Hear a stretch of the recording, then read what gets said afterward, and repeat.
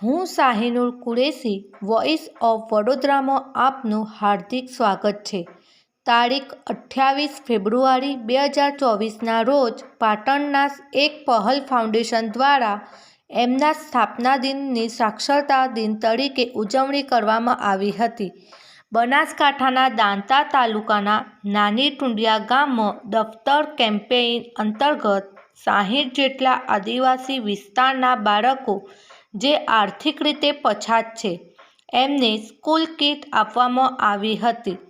આ કાર્યક્રમમાં સંસ્થાના પ્રમુખ શ્રી જીગરભાઈ બારોટ, કિરણભાઈ સોમેશ્વરા, લાલસિંહ ઝાલા, તરુણતા શ્રીમાળી તેમજ નયનભાઈ સોલંકી દ્વારા વિશેષ કામગીરી કરવામાં આવી હતી તેમજ આ કાર્યક્રમને સફળ બનાવવા આંગણવાડી કાર્યકર શ્રી તોરણબેન દ્વારા સારો એવો સહયોગ આપવામાં આવ્યો હતો।